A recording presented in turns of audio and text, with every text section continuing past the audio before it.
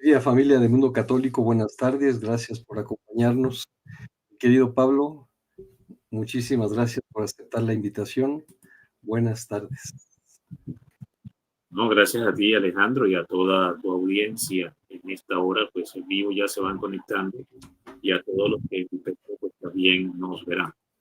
Bendiciones para todos. Gracias, Pablo. Pues aquí retomando, familia de Mundo Católico, retomando esta serie de programas sobre experiencias místicas de conversión. La historia de Pablo la leí en el libro que ya nos regaló a todos nosotros Marcela Aranguren de Colombia, Soy Jesús, estoy vivo. Lo pueden encontrar en Mundo Católico TV, en la página web, ahí lo pueden descargar. Se lo recomiendo porque tiene unas biografías verdaderamente interesantes. Ceci, buenas tardes, bienvenida. Ay, buenas tardes. Gracias, Pablo, bienvenido. Gracias. Buenas tardes, Cecilia. ¿Hace cuánto tiempo no te veía, Dios mío? Sí, ¿verdad? Dios mío. Sí. Algún tiempo. Lo bueno es que se caen bien. No, Cecilia y yo tenemos una relación que algunos haters no entienden. Sí. No, muy buena, muy cordial, muy amistosa, muy respetuosa. La verdad, muy bien. Así que aquí estamos. Gracias, Pablo, por aceptar la invitación. Gracias, Alex. Bueno, gracias, pues gracias, Pablo. Si me permiten, quiero leer a grandes rasgos el currículum de Pablo, porque la mayoría de nosotros lo conocemos a través de los programas que tiene Ceci. Algunos de ustedes seguramente a través de un blog, y si no, ahorita van a enterarse de dónde lo pueden encontrar y leer y reflexionar. Tiene un currículum extenso, muy interesante, y de verdad vale la pena. Digo, a mí me queda claro que a muchos nos ha cautivado, que sabemos que sabe, que se ha preocupado por estudiar, pero les voy a decir desde dónde viene, ¿eh? Él es venezolano, estudió en la Universidad Católica Jesuita del Táchira y después en el Instituto Universitario, IUGEL, en Venezuela. Ahí se recibe como administrador en informática y luego como licenciado en Derecho. Después en la Universidad de Santa María obtuvo una especialización en Derecho Mercantil y posteriormente concluyó estudios de la maestría en Derecho Procesal Civil. Por parte de la Universidad Libre de Colombia culminó el programa de especialización en alta gerencia y estudios avanzados en gobernabilidad y gerencia política en la Universidad Norteamericana de George Washington. Tiene también estudios en relaciones económicas internacionales de parte de la Universidad Católica de Táchira. Se ha desempeñado como abogado consultor por más de 20 años en el área de asesoría jurídica preventiva y en el campo de derecho comercial, civil e inmobiliario. Ha sido empresario, se ha dedicado a los bienes inmuebles. También durante 20 años fue profesor de la maestría de Ciencias Gerenciales en la Universidad Internacional del Caribe. Ha dictado cátedras en torno al tema legal de blindaje jurídico y legislación aplicada a la gerencia, con un enfoque, yo diría, inusual de la teología organizacional, orientado en la clínica del campo de la concentración, en el campo, este es muy interesante, miren, estos estudios estas charlas que ha dado, ha aplicado la teología que se describe en el libro del hombre en busca de sentido del doctor Viktor Frankl, y es un libro que se lo recomiendo, vale la pena. Él, me refiero al doctor Frankl, termina una teoría y la pone a prueba en campos de concentración. Sí, sobre todo si está pasando por un mal momento, ese es un buen libro para leerlo. Es conferencista laico, predicador de la nueva evangelización que promueve la Iglesia Católica. Tiene más de 25 años de estudio, oración y comprensión de las Sagradas Escrituras, como en la espiritualidad mística y ascética de la vida de los santos. Se ha desempeñado en este sentido como presidente diocesano de la Consecratio Mundi a nivel de diócesis de San Cristóbal en Venezuela, y a la par estuvo a cargo de la diócesis de la misión, de la dirección de la misión por amor a Dios en todo el mundo por espacio de 2 años, desde esa misma diócesis. Actualmente conduce un programa aquí con Ceci los días lunes, muy interesante, se los recomiendo. Es miembro activo en diferentes redes sociales. Él es fundador y administrador de un blog muy interesante que se llama Unción Católica. Les recomiendo que lo busquen, que tiene más de 8 millones de visitas. Y una asignación que recibió del reverendo padre monforniano Luciano Ciccarelli, que por cierto es el sacerdote que desapareció de Medjugorje, no se ha sabido nada de él. Él fue representante mundial de la Consecratio Mundi, que ya mencioné, y predicador enviado de su santidad Juan Pablo II. Asumió por un tiempo la misión de extensionista mundial, es decir, haciendo promoción internacional, y hoy se desempeña como conferencista en la predicación y formación a través de la palabra de Dios y en la espiritualidad mariana, según María Guiñón de Montfort. Y esto le ha ayudado a viajar por diferentes partes del mundo, difundiendo el mensaje de amor y esperanza de la Santísima Virgen. Es esposo y padre de 3 hijos, tiene un poquito más de 27 años de feliz matrimonio. Así que felicidades. Como te veo en tantas partes, yo pensé que eras soltero, fíjate. No. Bien, de lo que me vine a enterar hoy. Entonces... que tengo 4 hijos. 4 hijos. Sí, tengo mi hija mayor que se llama Keren, mi segunda hija que se llama Daniela, mi hijo varón que se llama David José, y la 4ª hija que es una perra salchicha. Yo dije, leí mal. Bueno. Así que la tengo que apostar aquí cerca de que estoy. Así que Pablo habla inglés, habla español y habla guau guau. Guau guau. Lenguaje salchicha. Pablo, pues en este programa me he permitido invitar, y yo siempre le doy las gracias a Ceci. Gracias, Ceci. Invitamos a diferentes personas sin importar su formación, y lo único que verdaderamente nos llama cuando les invitamos es su experiencia que tuvieron para retomar el camino de Jesús. Entonces, yo leí tu historia en el libro de Marcela, en el libro que les mencioné. Me pareció de una extremada belleza, de verdad. Me pareció muy interesante, me tenías picado. Y creo que, bueno, esa experiencia o lo que nos vayas a narrar, pues ha moldeado tu vida y lo podemos reflejado en lo que has hecho después de haberte dedicado a la abogacía. Y pues yo quiero que nos platiques quién era Pablo, cuál fue su entorno familiar en su infancia, seguramente creyente, católico. No sé si algún día te extraviaste en el camino o cómo ya en el mundo laboral, en tu profesión, fue que diste este giro para lo que te dedicas ahora, que es servir directamente a nuestro Señor Jesucristo. Así que el micrófono es tuyo. Si nos surgen dudas, yo te interrumpo. O Ceci, adelante. Sí, está bien, tiene todo el permiso, claro. Bueno, mira, Alejandro, ¿qué te puedo comentar? Mi testimonio, pues ya en el canal Mundo Católico ya hemos hecho programas, hicimos un testimonial con nuestra hermana Cecilia en Nieves Santa Esteban, y otros testimoniales también que he dado para otras canales que hay. O sea, en YouTube consiguen bastantes testimonios pues, de este servidor que se han dado a través de los años. Creo que es interesante porque me ha llamado mucho la atención tu invitación porque habla de las experiencias místicas, ¿no? Sí. Yo voy a tratar de enfocarme más como en las experiencias místicas que se han dado en mi vida.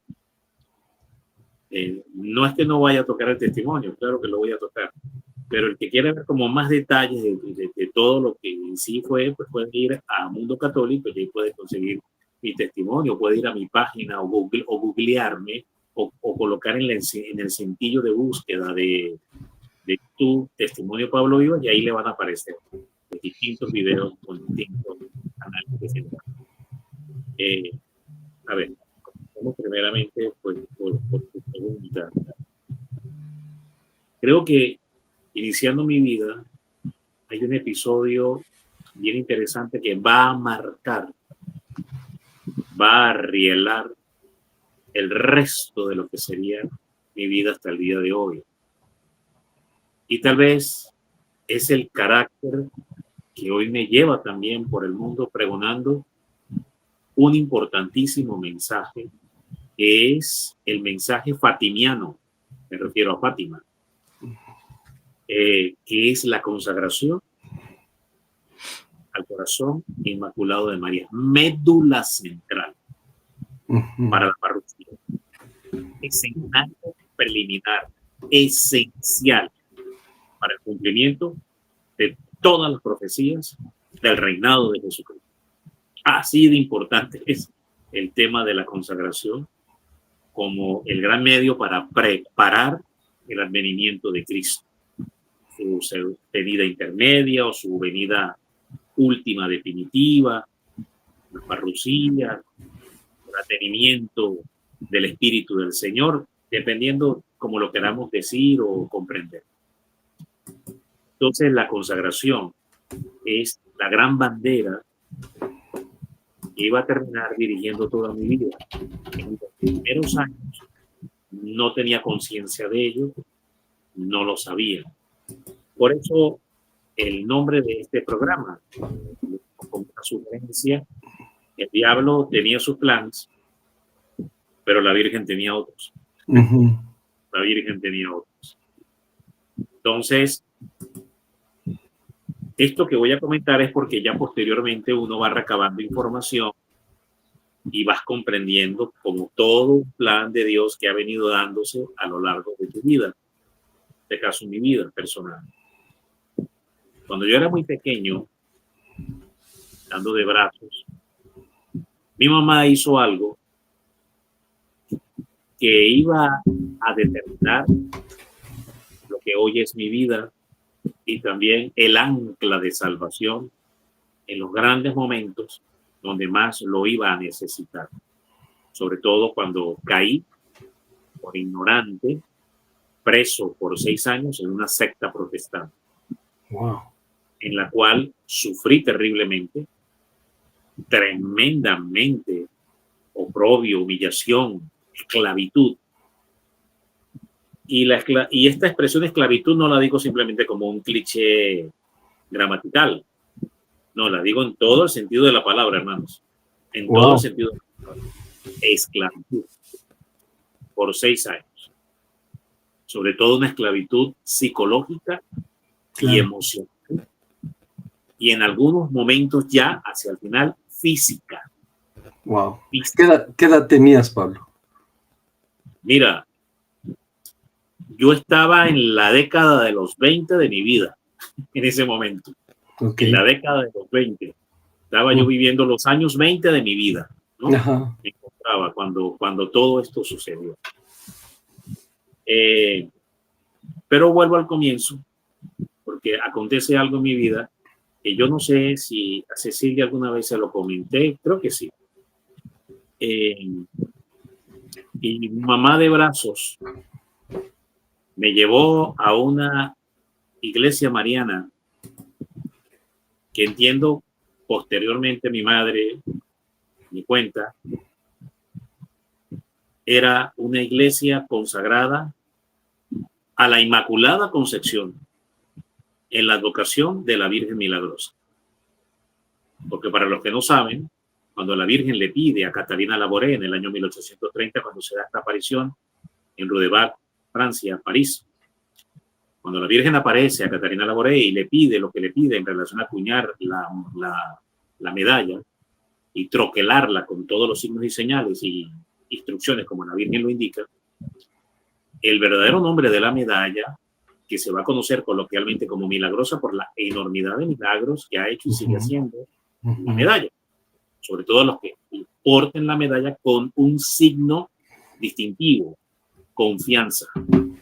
Sí. La Virgen pidió, para poder obrar un milagro con la medalla milagrosa, pidió este signo. Obviamente debe haber arrepentimiento, conversión, confesión, por supuesto. Pero pidió un signo clave.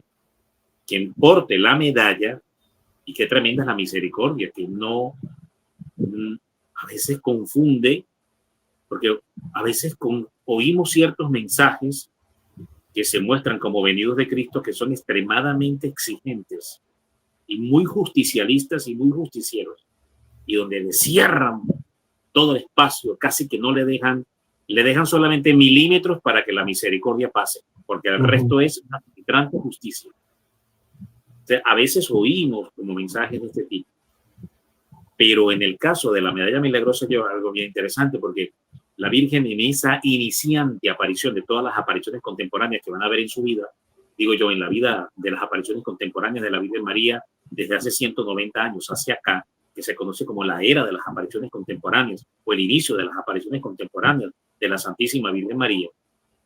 En esta aparición, donde irrumpen la escena de la salvación de la Virgen y comienzan el ciclo de las apariciones contemporáneas, la Virgen va a pedir mayormente este signo: confianza, cuando se porte la medalla, cuando se lleve la medalla, o quien reciba la medalla. O sea, no pidió tanto en ese momento, que sí lo va a pedir posteriormente en otras apariciones: penitencia, sacrificio, oración.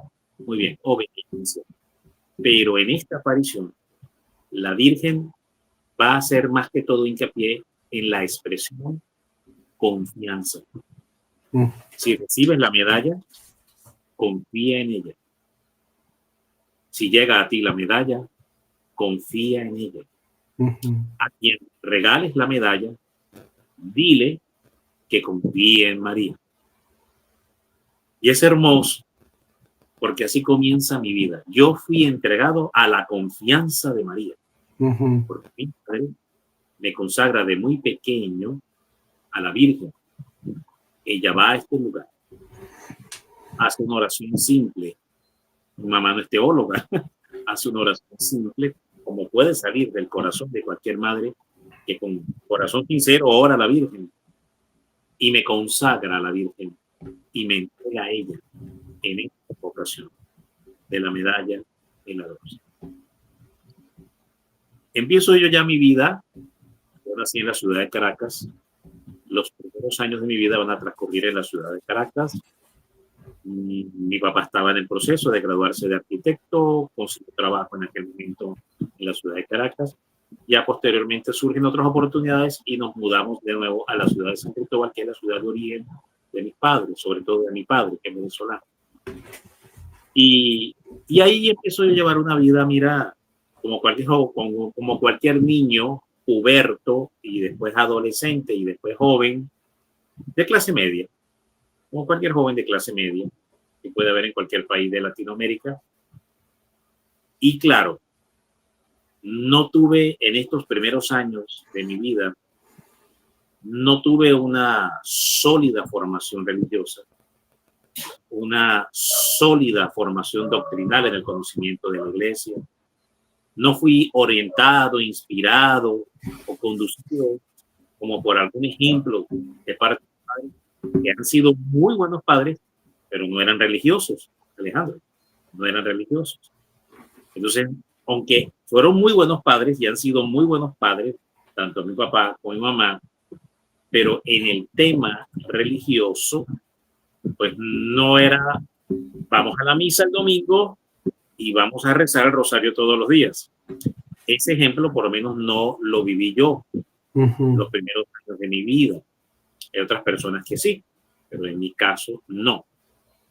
Entonces, claro, eso creó una laxitud en mi vida espiritual, una flojera o debilidad en mi vida espiritual, porque no era sólida, ¿no? Entonces, me desenvolví en un ambiente totalmente laicista, totalmente. Como que la idea de Dios, efectivamente creía en Dios, sabía que Dios existía, sabía que Dios era el creador, pero no le conocía. Solo tenía estas nociones elementales, muy básicas. Y entonces viene otro momento crucial que se va a dar como a los 8 o 9 años. El primero es el de la consagración siendo bebé en brazos.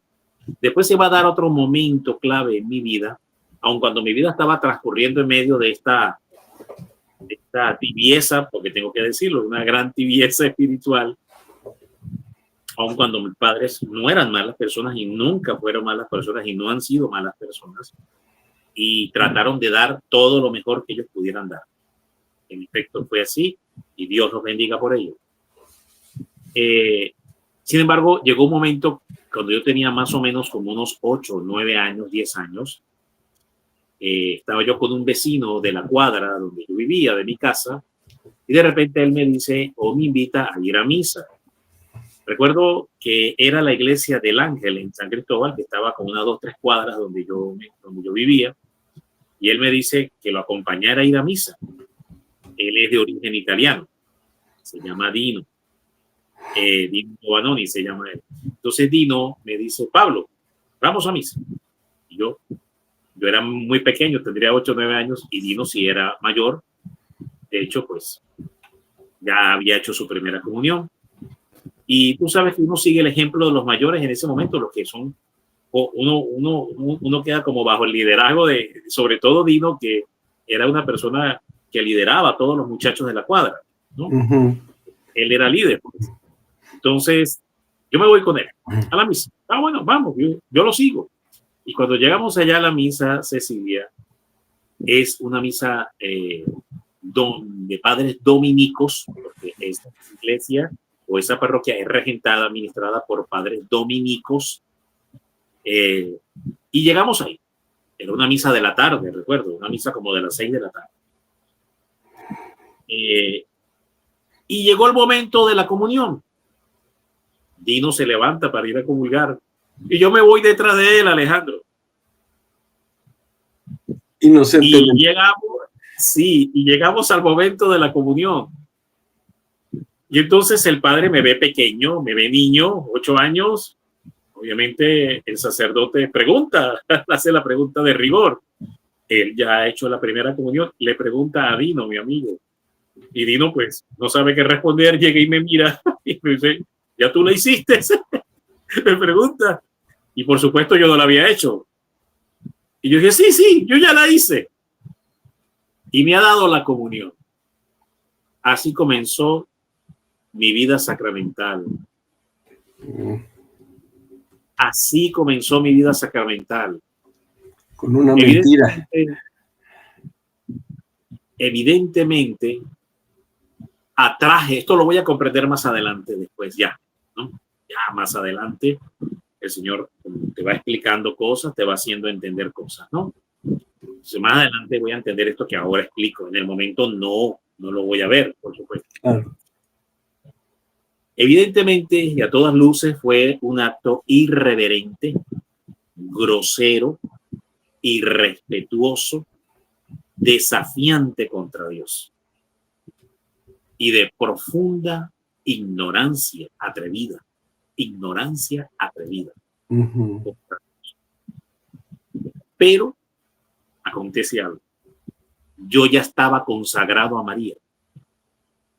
Yo ya tenía el sello de la consagración de la Virgen. Esto lo voy a entender más adelante por revelaciones y palabras de entendimiento que ya el Señor me fue dando ya en mi vida adulta espiritual. Estoy hablando de 20, 25 años hacia acá, cuando ya regreso a la iglesia. Entonces, ¿qué acontece en ese momento? Atraje la mirada de Dios sobre mi vida, Alejandro, de una manera tremenda. Fue algo así, como que llegué a la casa de Dios y le metí el dedo en el ojo a Dios. Wow. Eso fue lo que hice. Y Dios, obviamente, me mira. Pero ¿quién eres? ¿Y a qué te atreves a hacer aquí? Pero ¿quién eres? para atreverte a hacer lo que estás haciendo. Entonces Dios ve en ese acto, en ese instante, que estoy consagrado a la Virgen, que le pertenezco a ella en ese momento. Esto por una revelación mística que ya voy a tener más adelante, repito. Okay. En el momento cuando era niño no entendía absolutamente nada, no tenía ni idea de lo que estaba pasando ahí. Creo que esto nunca te lo había contado, César. Y entonces el Señor me mira, ve mi descaro, mi desparpajo, mi atrevimiento, mi osadía, pero ve a la vez que hay un sello ya sobre mí que pertenece al ejército de la Virgen María. Y el Señor entonces dice: eres atrevido, eres irrespetuoso, eres irreverente, pero me sirves. Pero me sirves. Esa audacia, esa intrepidez atrevida, osada, grosera, la utilizaré para mi gloria. Me valdré de ti, me serviré de ti, porque ya perteneces a mi madre. Y como ya perteneces a mi madre, ahora, así como te has atrevido irreverentemente a hacer lo que has hecho, con esa misma irreverencia, con esa misma intrepidez, irás contra el diablo y sus obras, predicando a esa misma a la cual ya perteneces, a la Virgen María. ¿Cómo Dios? Mira, sí, habla, tranquilo, si vas a hacer una... No, que te voy a decir que, iba yo a decir que Dios es como yudoka, utilizó tu impulso y lo utilizó a su favor. Usó una técnica de judo espiritual, exactamente, sí, como tú lo acabas de decir. Entonces Dios se vale, y de hecho es bíblico, esto que estoy contando es bíblico. Entonces alguno dirá, pero ¿cómo puede ser bíblico eso que usted dice? Sí, ya lo voy a explicar. San Pablo en la carta a los Corintios dice: por tanto, hermanos, así como hemos puesto a nuestros miembros al servicio de la injusticia, pongamos ahora a nuestros miembros al servicio de la justicia. Esas son palabras del apóstol Pablo a los Corintios. Entonces, ¿qué vemos aquí? Pues eso mismo. Esto, estaba yo poniendo toda mi humanidad contra Cristo. Claro. Para ir contra Él, contra su santísimo sacramento y profanar la sacralidad de ese sacramento por ignorancia idiota. Por no ponerle otro nombre. Ignorancia idiota y atrevida, Alejandro, contra Cristo. Entonces, el Señor decidió pagarme, no haciendo descender un rayo en ese momento para que fulminara a esa pulguita que se atrevía a picar el cuerpo de Cristo, ¿no? Porque es como una pulguita que se atrevió a picar el cuerpo de Cristo, ¿no? Entonces el Señor dice: no me voy a rascar con fuerza para quitarte y aventarte. No. Voy a dejar que esto que estás haciendo, que es una profanación, se transforme en una gran misión. Y no te voy a pagar con justicia, te voy a pagar con misericordia. Wow. Porque ya perteneces a mi madre, porque ya estás consagrado a mi madre. Por eso lo haré. Lo haré por eso, porque ya perteneces a ella. Y mira qué tremendo este misterio entre lo que ya se consagra a la Virgen, lo que ya pertenece a la Virgen, y cómo Dios reacciona, ¿no? Aun cuando esa persona cometa grandes cosas terribles, sin embargo, cómo Dios puede llegar a reaccionar y el pago que Dios puede llegar a dar cuando un alma ya ha sido entregada a la Virgen, ha sido consagrada a la Virgen. Recuerdo el testimonial de una joven de un movimiento mariano aquí en Colombia, que su madre la había consagrado a la Virgen María y por aquellos derroteros, ignorancias, terminó cayendo en una secta diabólica satánica y el sacerdote satánico la iba a consagrar al diablo y el mismo diablo y los demonios que estaban ahí decían: no podemos, no podemos. pertenece a la Virgen María. La mujer salió corriendo. ¿Te acuerdas de ese testimonio que se corrió por las redes sociales? Bueno, ese es un ejemplo de esto mismo, pues. Es convalida, pues, lo que estoy diciendo, que efectivamente, cuando se ha consagrado a alguien a la Virgen, mira, ni el diablo puede hacer nada y en cierta forma hasta Dios mismo está de manos amarradas. Lo digo en el buen sentido. Está hasta Dios mismo de manos amarrado porque le pertenece a la madre. Así de potente, así de poderosa, así de gloriosa es la consagración al Inmaculado Corazón de la Santísima Virgen María. Hermano, ya me empecé a emocionar, ya empecé a levantar la voz. Bendito Dios. Bueno, bendito Dios. A ver, entonces, estos dos momentos, el de la consagración y después el de la profanación. Mira cómo vamos. De consagración fui a profanación. Y en la profanación, entonces Dios decide no pagarme con fuego caído del cielo para que me exterminara, sino que decide pagarme con misericordia, llamándome entonces. Bueno, como eres atrevido, ese mismo atrevimiento lo usarás entonces para predicar de mi madre, la Virgen María. Bueno, muy bien. Pasa el tiempo. Efectivamente, vino yo después, a 2, 3 años después, haciendo la segunda comunión, porque ya no fue la primera, pero bueno, digamos en regla, ¿no? En regla sí sería entonces la primera comunión. Y ya va, después termino la secundaria, la preparatoria, el high school, o el bachillerato, como lo quieran llamar, y me voy a la universidad, ¿no? Y obviamente mi vida espiritual aún seguía siendo tibia, totalmente tibia, nociones muy elementales. Habría tenido algunas experiencias con la renovación carismática católica, había acudido con mi mamá en algunas oportunidades y habría tenido algunas experiencias de oración, agarrarse de las manos, un Padre Nuestro, unas Ave Marías, pero hasta ahí, no más, no tenía mayor experiencia. Estaba crudo, Alejandro.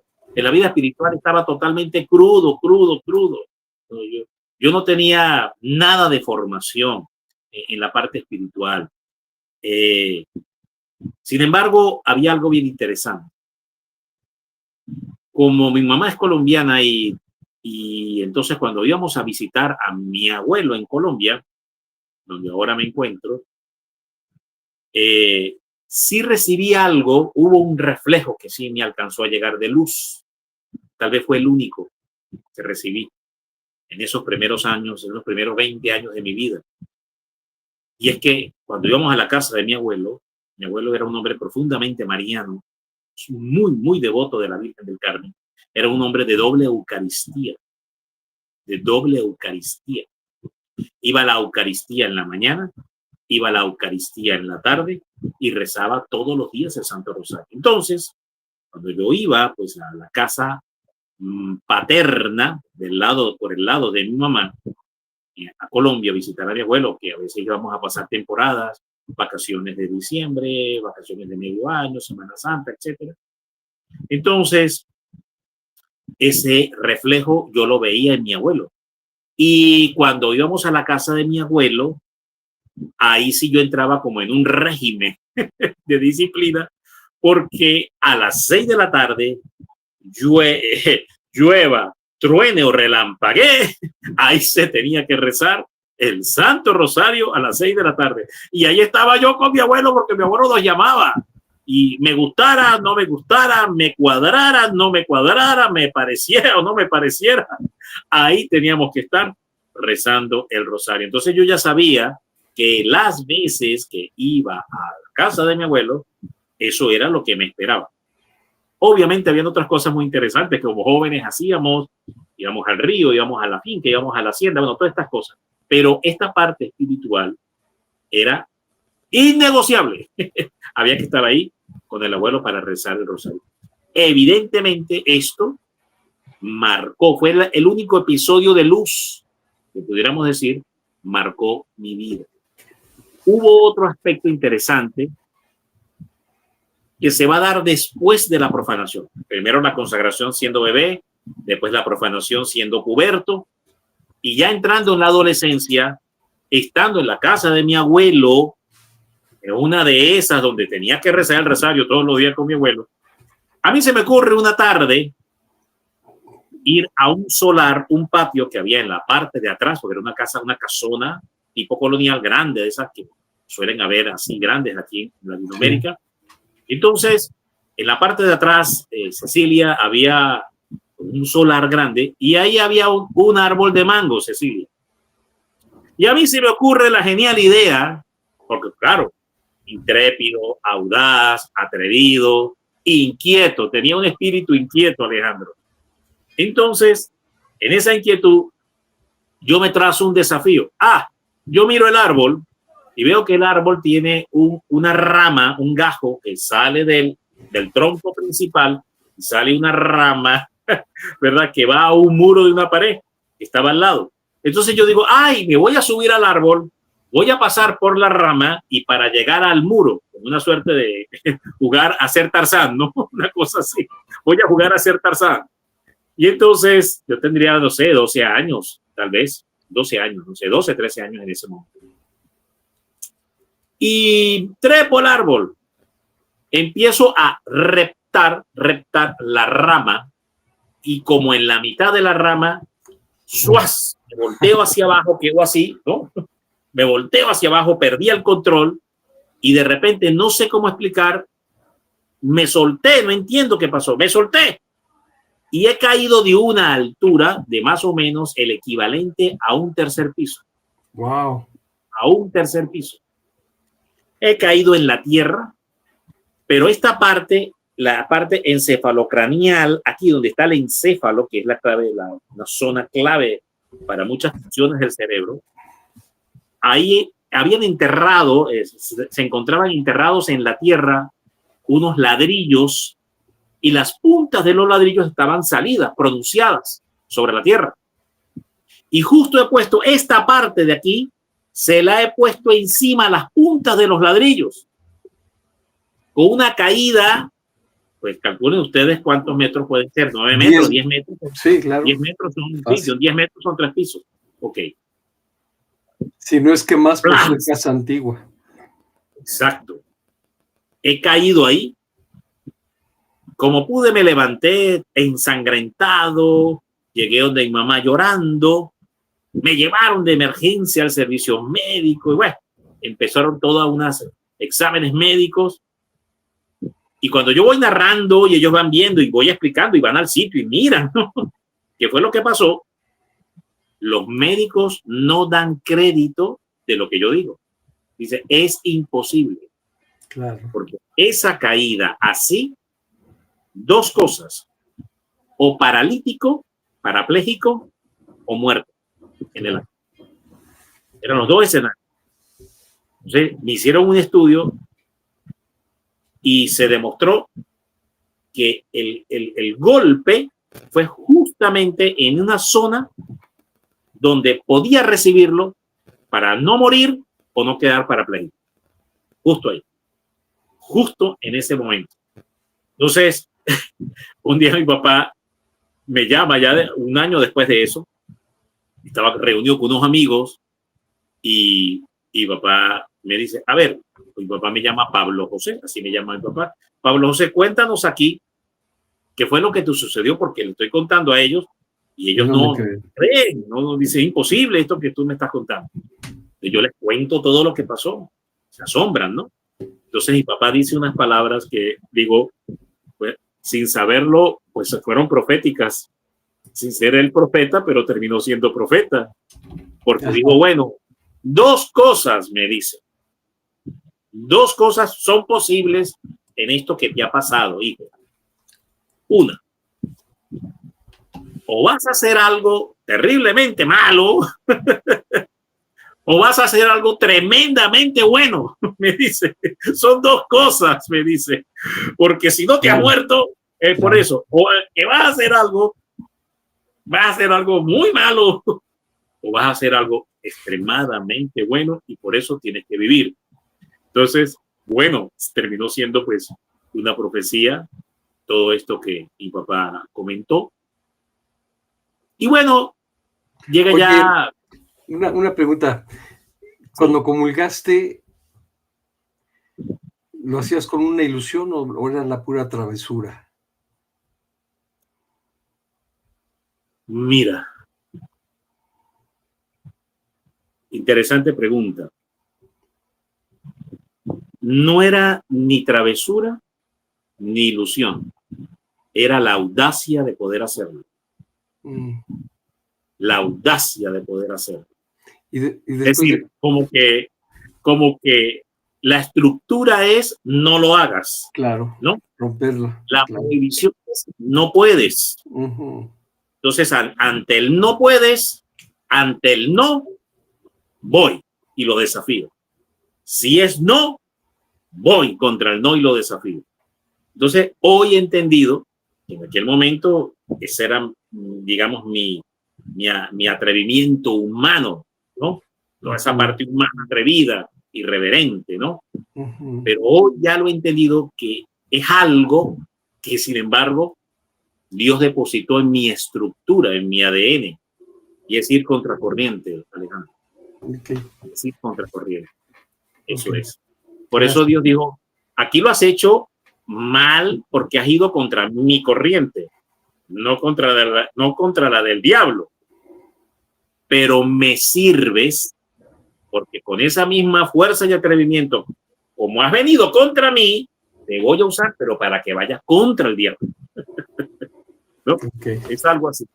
Y haciéndole como honor a, digamos, a mi nombre de pila, ¿no? Pablo.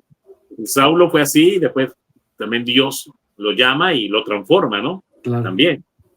Entonces, bueno, ya Alejandro, comienza mi vida después de los 20. Yo tenía una novia en Maracaibo y por aquello de visitar a esta novia, un día estando allá, ella me presenta a una tía y resultó que la tía era protestante. Y como toda protestante, no perdió oportunidad para presentar el evangelio como ellos lo entienden, como ellos lo ven, que a todas estas yo lo ignoraba. Yo sabía que la Biblia era la palabra de Dios, pero no la había leído. No sabía lo que ahí decía. Entonces esta mujer me empieza a hablar de un Cristo bíblico que yo ignoraba, pero citándome la Biblia, hablándome de la palabra. Y mi fe era un terreno virgen. Mira qué interesante. Mi fe era un terreno virgen. Entonces, quien plantara primero la semilla iba a ser el fruto de esa tierra. Importante es evangelizar tempranamente a los jóvenes. Sí. Que vean mi caso.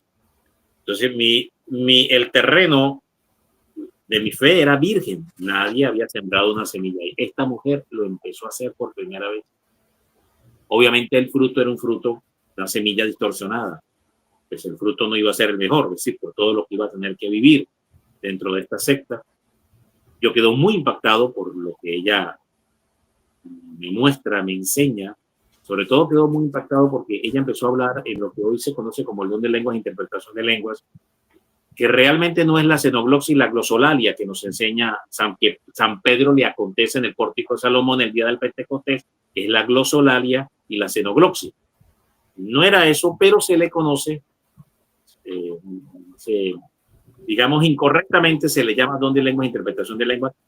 No lo es, sino ese es otro don distinto, que es el don de los gemidos inenarrables, los gemidos indecibles, que es otra manera en la que el espíritu gime con berridos inenarrables y ora directamente a Dios. Sí. Y que puede llegar a tener una interpretación, sí, puede llegar a tener una interpretación, porque el Espíritu Santo es libre de darla si quiere, pero técnicamente, fundamentalmente, no es el don de lenguas, ni interpretación de lenguas, que es la glosolalia y la xenogloxia, que es lo que le acontece a Pedro en el pórtico de Salomón. Hoy no entraré a hablar de eso porque pues, no es el tema de eso, solamente los citos. Entonces resulta que esta persona pues tiene esa experiencia. Yo quedo muy impactado porque a mí mi fe era un terreno virgen, vuelvo y lo digo. Entonces cuando empieza a hablar y que supuestamente está hablando en una suerte como de arameo y después va acompañado de una interpretación en lengua castellana, entonces yo quedo muy impactado porque lo primero que me taladró el cerebro ¿es posible acaso que uno pueda orar a Dios de esa forma y que Dios a mí me responda? Eso a mí me impactó muchísimo. Y claro. Muchísimo me impactó. que el hombre pudiera comunicarse con Dios y que Dios le hablara al hombre. Eso me maravilló. Yo quedé maravillado con ese fenómeno. Me sorprendió, me maravilló. Me encendió la fe. Claro, me va a terminar llevando a esta secta donde había un pastor. Y ahí empiezo yo pues, ya a vivir toda una experiencia, todo lo que ya empecé a vivir terriblemente dentro de la secta protestante, todo lo que aconteció ahí, la manipulación, el engaño, la mentira, el ostracismo, el aplastamiento, la opresión, el que te apartan de la familia, te separan de los lazos familiares para controlarte mejor, te inculcan el odio contra la Iglesia Católica, contra los sacramentos, contra la Virgen María, te ponen a maldecir la Iglesia Católica, a maldecir los sacramentos, a maldecir a la Virgen María. Todo esto que ya sabemos hacen las sectas más radicales y fundamentalistas protestantes. Ya sabemos cómo actúan. Además de todo lo que allá adentro acontecía, violaciones, el líder se acostaba con diferentes mujeres de la iglesia, golpes, palizas, bueno, hasta consumo de drogas, homosexualismo, todo esto allá adentro, yo lo voy a descubrir ya en el proceso de los años. Y yo me horrorizo y me doy cuenta de lo que ahí estaba sucediendo. Y entonces yo empiezo a orarle a Dios, aún en esa forma como yo lo había conocido en la secta, empiezo a orar a Dios y a decirle que me libere, que me saque, porque yo no visualizaba mi vida. Por un momento tuve una experiencia que sentí, Alejandro, Silly y todos los que nos ven, sentí por un instante la desesperación de vivir en ese estado eternamente. O sea, por un momento sentí lo que las almas sienten en el infierno. Es una cosa atroz, atroz, porque yo vi mi vida sumergida en ese ostracismo sin poder salir de por vida. En una esclavitud rendida para siempre. Entonces, por un momento experimenté, esto en el momento no lo identifiqué así, esto lo voy a entender es después. Ya cuando yo regreso a la Iglesia Católica y ya han pasado todos estos años, me permite explicar mejor el testimonio en cuanto a lo que yo viví allá adentro. Entonces, ¿qué es lo que experimenté? Experimenté el sentimiento de la condenación eterna. Eso, por un momento. Qué fuerte. Miren, esto lo deseo a nadie. A nadie le deseo, ni al peor enemigo, le deseo esa sensación. Es espantosa, espantosa. Y esto me aconteció un par de veces. Y yo oraba a Dios, porque no quería ver mi vida así. Y al punto que llegó un momento en que yo le pedí a Dios y le empecé a pedir a Dios que me quitara la vida, que me quitara la vida. Y en aquel momento venía una locución, recuerdo, aún cuando yo me encontraba en la condición que me encontraba. Sin embargo, Dios me hablaba. Me decía, hoy sufres, hoy padeces y no lo entiendes, pero mañana lo entenderás y me darás la gloria. Y yo me acuerdo que yo era contestatario contra Dios en ese momento, porque yo le decía, no tengo tiempo para mañana, hazlo hoy, porque yo no tengo tiempo para esperar para mañana. Mañana para mí es muy tarde, le decía yo a Dios, hazlo ya. Y venía de nuevo la misma locución. Dios no se retractaba, Dios no renegociaba, ni Dios convenía aún con lo que yo pedía. Y me repetía una y otra vez lo mismo, aun cuando yo, de manera contestataria, me rebelara contra esa locución, que después voy a entender que era una locución interior, lo que yo estaba entendiendo, aun cuando yo estaba en pecado, aun cuando yo estaba alejado de Dios. Esto es interesante. ¿Cómo puede Dios aún hablarle a una persona estando así en esa condición? Dios lo hace. Dios lo hace. Algunos dirán, es imposible. Estando en ese estado de rebelión, desobediencia y de mancilla contra los sacramentos y la Virgen, el Espíritu Santo o Dios no puede venir a hablarte. Eso no puede pasar, porque para que Dios te hable, primero tienes que ser inmaculado.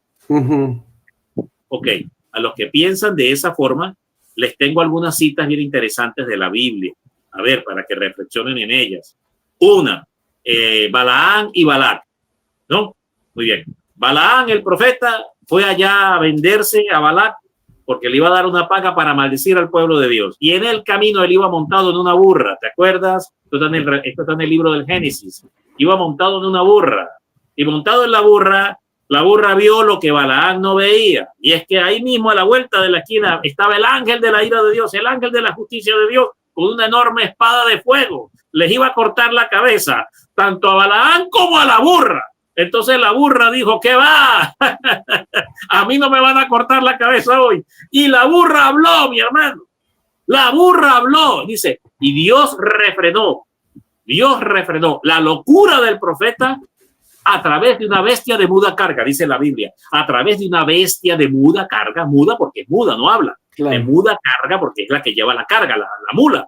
Dios refrena la locura del profeta a través de una bestia de muda carga. Puso a hablar a una mula. Entonces, a ver, hermano, si Dios pone a hablar a una mula, ¿por qué Dios me va a hablar a mí, que era más mula que esa mula todavía? A ver, ¿cómo Dios no va a hablar? Pues Dios puede, hermano. Dios lo puede hacer.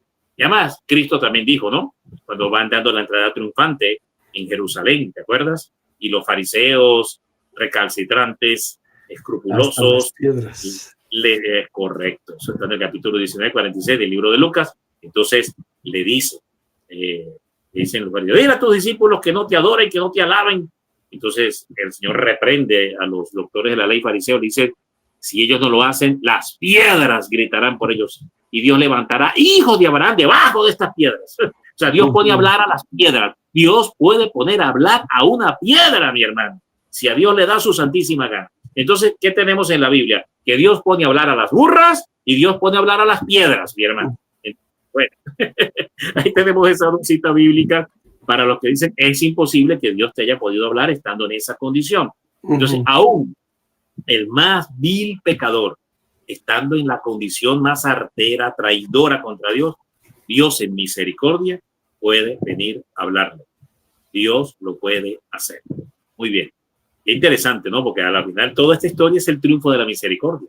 Porque todo lo que pasó en mi vida es un gran triunfo de la misericordia porque pertenecía a la madre, porque había sido entregado a la madre, porque desde pequeño era de ella, estaba en el seno de ella. Y todo lo que va a pasar en mi vida, y ahora he comprendido muchas cosas y de grandes peligros, que Dios me libró una vez, Cecilia. Veníamos de regreso de Colombia con unos amigos en la carretera, Cecilia. Nos salimos del Hombrillo, nos salimos de la carretera y nos íbamos ya rumbo a un barranco como de 150 metros hacia abajo. Wow. Ya, imagínate, ya éramos jóvenes, ¿no? Recuerdo que habíamos venido a Colombia no a hacer cosas muy buenas, pero bueno, íbamos ya de regreso. Y estos bandidos, lo que merecen es que se vayan por un barranco porque son unos miserables pecadores. Pero ¿qué pasa? Ahí dentro de ellos iba uno que ya había sido consagrado a la Virgen. Iba uno que ya Dios tenía una misión. Y no digo que con los demás no, con los demás también, pero bueno, hablando de mi caso.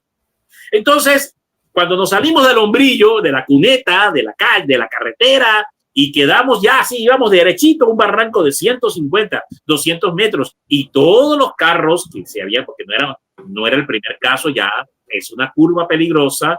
De hecho, le llaman la curva del diablo. Así le llaman, la curva del diablo. Entonces ya muchos carros se han ido y mucha gente se ha matado por ese barranco, por ese abismo, porque es un abismo que hay ahí. Y entonces quedamos a 1 metro de irnos del abismo, porque uno de los que estaba atrás, recuerdo, le gritó a José, que era el amigo que iba manejando, conduciendo el vehículo: José, es que no piensas frenar, es que no vas a frenar. Reaccionó porque todos estábamos como impávidos en ese momento. Dice: José, es que no piensas frenar. Y José accionó el freno y el carro se paró. Y quedamos, hermanos, a 1 metro de irnos al barranco. Mira, cuento todas estas cosas porque, claro, hoy ya, pues de haber vivido todo lo que viví y que la Virgen, que Dios, todo esto que he contado, pues evidentemente entiendo que eran acciones providenciales de la Santísima Virgen, producto de algo, el sello poderoso de la consagración al Inmaculado Corazón de María. Bendita sea la Madre, bendito Dios, y alabado sea Cristo, hermano. Yo me empecé a emocionar. Bendita sea la Madre, mira, aquí la tengo. Qué hermosa, mira. Aquí está la Virgen de Lourdes. Y por cierto, permíteme para ofrecer este maravilloso rosario. Mira, hermanos, tenemos hoy el rosario de Jerusalén, con Tierra Santa de Jerusalén, y se obsequia la botella de la Virgen de Lourdes con agua del manantial de Salet, Francia. Cecilia tiene una botella esta que yo le llevé, muy bella. Y aquí tenemos bellísimo Tierra de Jerusalén. Miren, aquí hay Tierra de Jerusalén, es un rosario venido de Jerusalén, fabricación italiana, con todas estas medallas, y la Cruz del Perdón, por cierto, que es la original. No sé si tú conocías esta, Alejandro, porque es la que se conoce de la Cruz del Perdón. Fíjate, esta es la original. Ajá. Esta fue la primera que en el reinado de Pío X se acuñó y que recibe originariamente la indulgencia plenaria. Posteriormente van a salir otras que también van a tener indulgencia, así como no, que se van a añadir aquí a los lados, ¿verdad? Aquí a los lados se van a añadir otra medallita, una aquí y otra acá, que es de la medalla milagrosa y de San Benito Abad, ¿verdad? Se van a añadir aquí al lado, aquí y justo acá. Pero la medalla original que se acuñó en un principio es esta. Posteriormente vino la otra que también es la medalla, la Cruz del Perdón, por supuesto, y que también tiene la indulgencia plenaria, pero la original, el modelo original que se hizo fue este. Y por supuesto tiene también todas las con sus debidas inscripciones, ¿verdad?, que conforman lo que es la indulgencia papal de Pío X. Aquí está. Bueno, entonces este rosario, hermanos, a todo el que escriba, por favor, quien estén en los controles ahí en Mundo Católico, que ponche mi teléfono. Dile, Cecilia, que ponga mi teléfono, por favor, a los que están allá abajo, para que los que quieran pueden ponerse en contacto conmigo y se envíen. Por favor, el cintillo, por favor. Listo. Ahí está, listo, ahí está. Entonces pueden escribir para que reciban este espectacular, maravilloso rosario. Se envía a todos los países. Bellísimo rosario de Jerusalén. Y también obsequiamos la reliquia del Padre Pío. Mira, este que ves aquí, este botón aquí de tela redondo fue frotado directamente sobre el cuerpo incorrupto del Padre Pío. Está certificado por la Santa Sede. Es una reliquia de tercer grado, frotada directamente sobre el cuerpo del Padre. Se obsequia esta reliquia. Y también obsequiamos la novena de la Virgen del Carmen. Son las 4 novenas. Mira, fíjate qué interesante, Alejandro, que con esta novena haces 36 días de oración. Son 4 novenas. Entonces, 9 por 4, 36 horas durante 36 días a la Virgen del Carmen. Son 4 novenas en exterior. Se te obsequia el libro. Y aquí, pues yo diría que es el obsequio más importante, que es cómo hacer una buena confesión. La guía para hacer una buena confesión. Es importantísimo. Pero todo esto se te obsequia, hermano. Ahí abajo está el teléfono. Y con la botella de Lourdes se te obsequia también, ¿verdad? Con agua del manantial de Salet, Francia. Se te mete ahí goticas de agua y se te obsequia también. Bueno, perdóname, pues aproveché el momento. Está bien, qué bueno que lo dices. Oye, mi querido Pablo, llevamos 58 minutos. Muy bien. No sé cuánto falta de la historia, tenemos más o menos media hora. Perfecto. Sí, culminamos, sí, no te preocupes. Okay. Bueno, entonces, acontece que estaba yo pues en medio de esta secta terrible, ¿verdad? Y yo lloraba para que el Señor me liberara. Y producto de este sello de la consagración que había en mi corazón, Dios venía y me daba esta locución. Finalmente llega un momento, Alejandro, y todos los que nos ven, que fue tal la desesperación que yo desafié a Dios. Claro, mi personalidad. Volvemos a lo mismo. Y llegó un día que yo salgo afuera, puso el dedo y me quedé así contra Dios y lo desafié terriblemente. Le dije, te desafío. Si de verdad tú eres Dios, yo te desafío, le decía.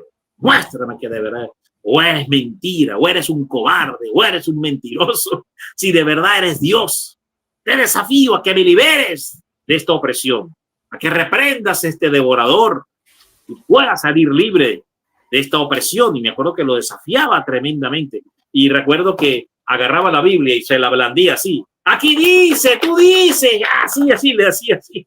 Me acuerdo, tremendo. Mira, a los 15 días de esa oración, fuimos liberados. La Santísima Virgen María nos liberó. En el interín de los 15 días tuve 2 tremendos sueños. ¿2 tremendos qué? sueños luminosos, como San José o como San Pablo, que le tenían sueños luminosos. Y entonces tuve 2 sueños tremendos. Uno, donde recuerdo que estaba en una cárcel lúgubre, muy fea, era como un campo de concentración. Era una cárcel muy parecida a lo que es un campo de concentración, así como eran los campos de concentración en Auschwitz, en Polonia, algo muy parecido a eso, y el cielo gris, muy gris, ¿de acuerdo? Y de repente así apareció en el firmamento, a la distancia, ponle tú más o menos unos 20 metros desde donde yo lo veía en el ángulo del sueño, una paloma blanca, brillante, luminosa, empezó así a volar, y yo la veía volar así, y yo empecé a gritar en el sueño, y lo que yo gritaba en el sueño: vamos a ser libres, Dios nos va a liberar, sí, vamos a ser libres, y sí, vamos a salir de aquí, vamos a ser libres. ¡Guas! Terminó el sueño. Ese fue el primer sueño. Y después el segundo sueño, que fue entrando a la iglesia de la Virgen de Coromoto en Venezuela, San Cristóbal, que después voy a descubrir cuando yo regreso a la iglesia católica y tengo que sacar los trámites para la partida de bautismo para poderme casar por la iglesia católica. Voy a descubrir, esto lo descubro después, en el momento no lo tengo claro, pero cuando entro a esta iglesia resulta que esta iglesia de la Virgen de Coromoto es la iglesia de mi bautismo, donde fui bautizado y fui hecho hijo de Dios. Por eso el sueño en ese lugar y no en otra iglesia. Por eso no fue en la Basílica de la Virgen de Guadalupe, no, tenía que ser en esa. ¿Por qué? Porque ahí había sido yo bautizado.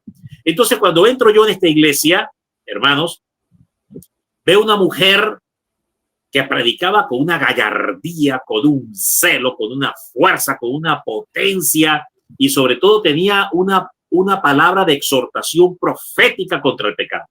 Entonces ella estaba llena, la iglesia, esa iglesia tiene 2 alas de bancas. Entonces estaban las 2 alas llenas. Es una iglesia grande, caben más o menos casi 1000 personas ahí, más o menos. Es una iglesia grande. Y entonces resulta que yo veo a esta mujer que está predicando con esa fuerza, y yo desde atrás, desde la última banca, ¿verdad? Porque había recién entrado a la iglesia, yo empecé a gritar: ¡amén! ¡Amén! Gritaba yo porque me identificaba totalmente con la prédica de esta mujer. Y yo casi que decía: pero dele más duro todavía, dele más duro, amén. Decía yo me identificaba con la prédica de esta mujer. Y esta mujer desde allá yo recuerdo que hizo así la mirada. Me miró, hizo así. Y después enfocó la mirada así, ¿no? Y entonces, bueno, terminó. Era como un servicio de la palabra, como una especie de paraliturgia lo que ella estaba haciendo, que es la predicación que los laicos podemos hacer, a diferencia de la homilía, que solamente corresponde al ministerio del orden sacerdotal. Entonces, estaba abajo en el atrio, no encima del altar. Entonces, ella dice: ha llegado la hora y ya es el momento que se les predique, que se les confronte, que se les exhorte contra el pecado, pero llegará un momento que muchos no les gustará y se levantarán y se irán porque no quiere que se les predique contra el pecado. Y la mitad de la iglesia se iba. Se salió. La mitad de la iglesia se salía. Y ella decía: observen, vean lo que les acabo de decir, miren. Y la mitad de la iglesia se iba. Que por cierto, la mitad que se iba, o sea, vamos a ver, ella tiene aquí al frente las 2 alas, ¿no? Supongamos que yo soy la mujer, ella está aquí al frente, predicando frente a esta feligresía que está aquí, que son 2 alas, y el ala que se levantaba y se iba desde el lado de ella era la de la izquierda. Wow. Era el ala de la izquierda, y nos acordamos de Mateo 20 en el juicio universal. Los corderitos a la derecha y los cabritos a la izquierda. No, interesante, mira todo. Es que era una precisión, todo el sueño tiene una precisión bíblica tremenda, ¿no? Tiene una simbología, una connotación bíblica con la escritura. Y se levantaba, era el ala de la izquierda. Justamente los desobedientes, los rebeldes, los que no quieren, los que buscan la condenación, etc. Muy bien. Sobre aquellos que Cristo dice: tuve hambre, tuve frío, tuve sed, ¿verdad? Y no lo hiciste a uno de mis pequeños. Bueno, muy bien. Y por tanto al lago de Satanás preparado para Satanás y sus ángeles. Esa es la palabra para los de la izquierda, los cabritos. Y entonces acontece que terminó aquello y yo me acerco a hablar con esta mujer. Y estaba rodeada de gente que estaba hablando con ella. Era una mujer muy hermosa. Y yo me acerco a hablar con ella y apenas ella me ve, inmediatamente me aborda y me dice estas palabras: Alejandro, vente para mi ministerio. 20 para mi ministerio. Y entonces yo, ¿cómo? Pero no puedo. Mire, yo estoy en tal iglesia con tal persona. Ella se reía, que cuando yo le decía eso, ella se reía, como diciendo que tú no sabes con quién estás hablando. Es que tú no tienes idea con quién estás hablando. Ay, mijo, usted no sabe con quién habla. Con la mujer vestida de sol, nada más. Esta misma que está aquí atrás, esta. Nada más que esa. Entonces resulta que ella se reía mientras yo le decía eso y porque yo no encontraba cabeza, no lograba cuadrar cómo eso pudiera ser posible. Ella me decía 20 para mi ministerio, 20. Me lo dijo 3 veces, ¿no? Y me acuerdo que yo estaba en ese sueño con Luis Miguel Martínez, que otra persona que también salió de la secta, que también fue liberado de la secta, junto cuando salimos nosotros también. Entonces nos fuimos Luis Miguel y yo hablando en el sueño y entonces resulta que nos preguntábamos los dos que cómo iba a ser posible, si estábamos en tal sitio y no entendíamos. Ahí terminó el sueño. Tuve estos dos sueños en el interín de los 15 días. Pero debo contar otro sueño de revelación tremendo que yo tuve. Antes de que sigas, ¿quién era la señora que predicaba con tanto furor? La Virgen María. Era la Virgen María. ¿Y cómo sabes que era la Virgen María? Por el rostro. Era un rostro muy hermoso. ¿Y la gente no se dio cuenta? No. Es que el que está ciego, está ciego. Sí es. O sea, y me llama mucho la atención porque la Virgen se inculturiza. Ella entra en la cultura y de acuerdo a la cultura de un pueblo predica y habla. Interesante. Pero efectivamente, ¿no estabas en algo como una visión? Era un sueño luminoso. Real? Era un sueño muy real, luminoso. Pero de hecho, cuando cuando viste que ibas a hacer a la Virgen de Coromoto, ¿fue sueño todo? Fue un sueño. Estaba dormido, fue un sueño, fue una revelación recibida a través de un sueño. No, hombre, no fue una visión en estado consciente. Tú sabes que las visiones pueden ser en diferentes estados de conciencia. En mi caso fue un sueño luminoso, así como el que tuvo San José. San José tuvo varios sueños. Pablo también tuvo sueños. Daniel tuvo sueños. Eso se llama el don de la visión nocturna. Se llama don. Pedro también. Se llama el don de la visión nocturna, se llama. Así es. O sea, entonces, que tú sueñas eso y te acercaste, pero ahí te diste cuenta que era la Virgen. Lo voy a descubrir después. En el momento, fíjate que la Virgen es muy audaz. ¿Por qué la Virgen no se apareció con velo, con manto, así, no? Porque la Virgen sabía del lugar de donde yo estaba saliendo. Entonces el cielo tiene sus maneras, sus formas de revelarse, Cecilia. Posteriormente yo ya voy a saber y voy a identificar perfectamente pues que esta mujer es una figura de la Santísima Virgen María, que se me revela en este sueño. Pero hay algo más. Cuando yo comienzo mi vida con los protestantes, yo recuerdo que yo salía a orar muchísimo afuera, a la casa de mis padres. En ese momento vivía con mis padres y salía afuera a orar permanentemente. Y una noche tuve un sueño, wow, Alejandro, de las cosas, creo de los sueños luminosos más vívidos, fulminantes que yo he tenido, ha sido ese. Fue como un rapto en el espíritu, una cosa tremenda. Yo soñé, pero era extremadamente vívido, que yo bajaba, que yo me levantaba de la cama y yo estaba consciente de que estaba durmiendo. Y de hecho, en el sueño yo decía, pero ¿cómo puedo estar despierto si yo sé que estoy acostado? No entiendo. ¿Cómo puede ser esto posible? Estaba consciente de que estaba durmiendo, pero no es que estaba fuera del cuerpo, no era un desdoblamiento, no era un desdoblamiento. Solo que en el sueño estaba consciente de que yo estaba acostado y cómo puede ser que en un sueño yo esté despierto y esté consciente de que es un sueño. O sea, es lo que quiero explicar. Claro. Y entonces recuerdo que descendí a la terraza y en la terraza yo empiezo a hacer una oración, pero cuando yo desciendo a la terraza todo era diferente, era eléctrico. Es como si pudieras ver la vida de Dios en la creación. Es como que ves, era como ver un flujo de electricidad, es increíble, en los árboles, en la grama. Es como que vieras la vida que cada cosa creada por Dios tiene, y entonces es como que la vieras desde la dimensión del espíritu y ves entonces las montañas, recuerdo que estaban atrás y es como si viera, como si corrientes eléctricas estuvieran de color verde sobre las montañas y era el espíritu de Dios que hay sobre la creación. Era una cosa tremenda. Y entonces yo miraba eso y yo me asombraba. Yo decía, wow, ¿qué es esto? Wow, decía yo.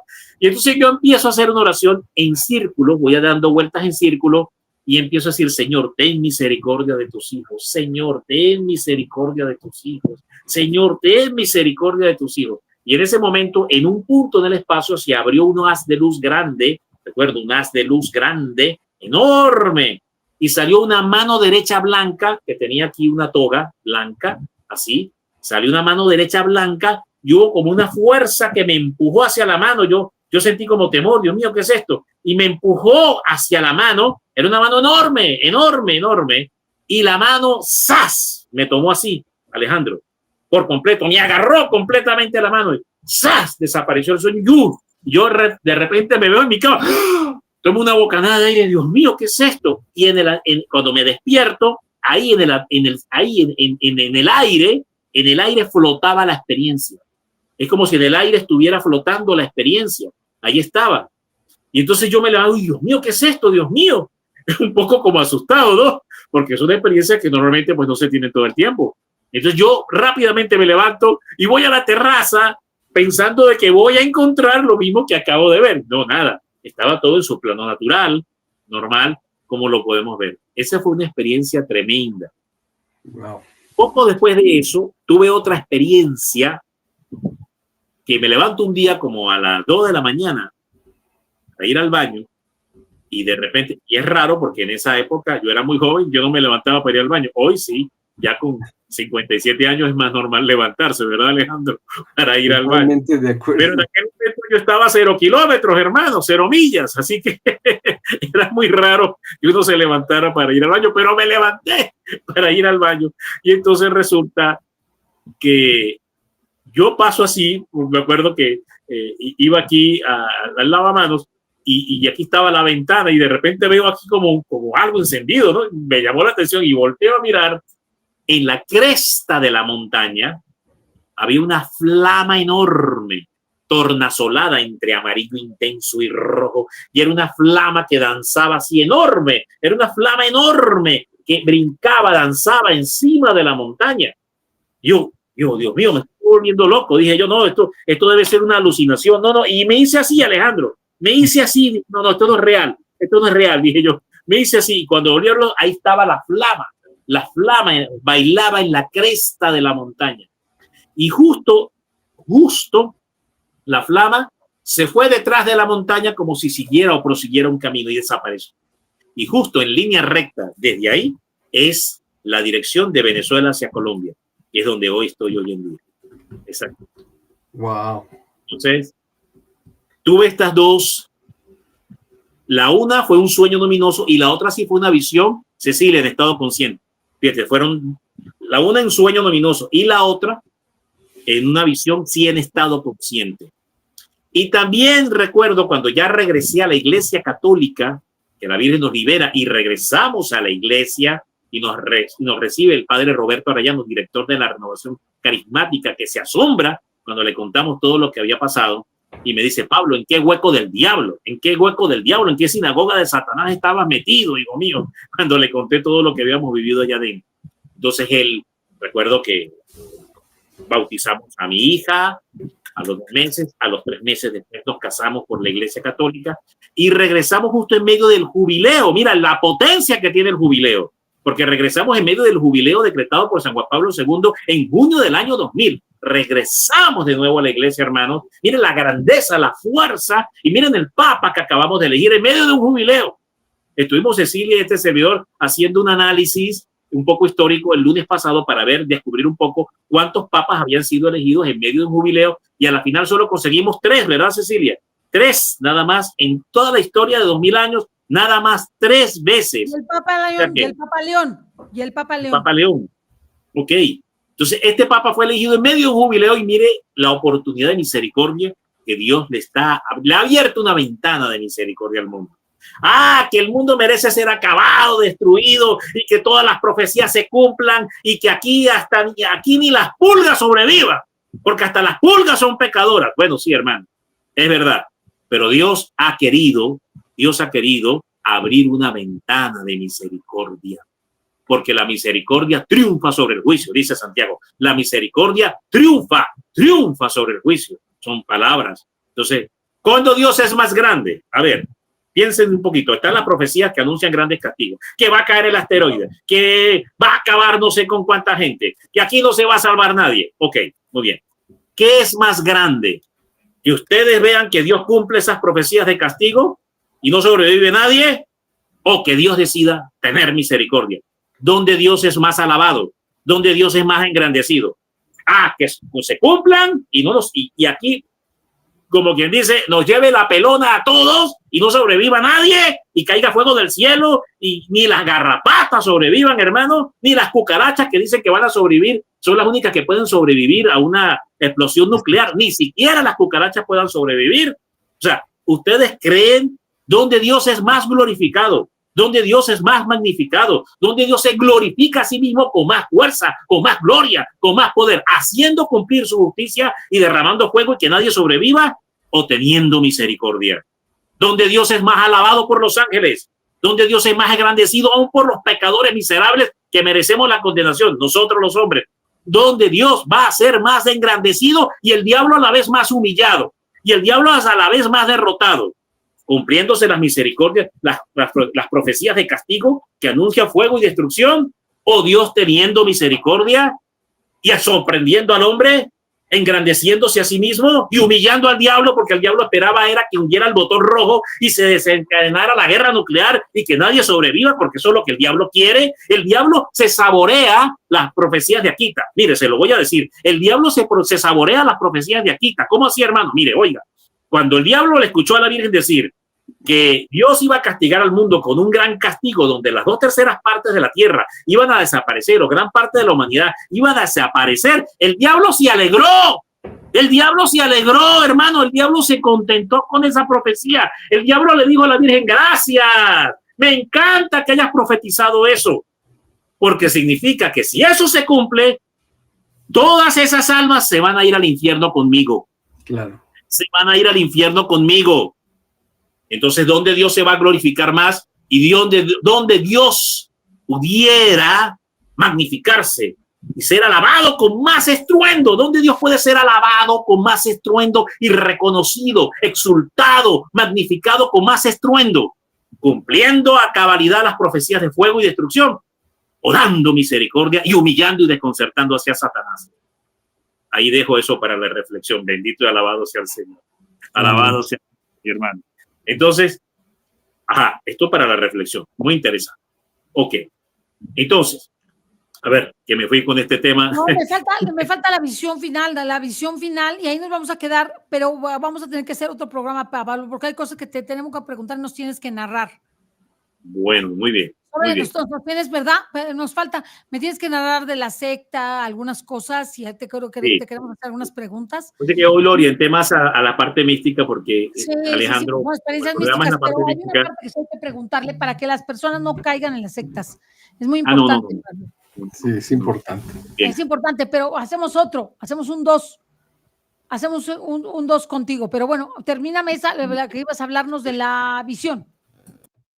Bueno, entonces resulta, muy bien, estamos aquí frente a todo este escenario y entonces yo regreso a la Iglesia Católica, nos recibe el Padre, el Padre, el Padre,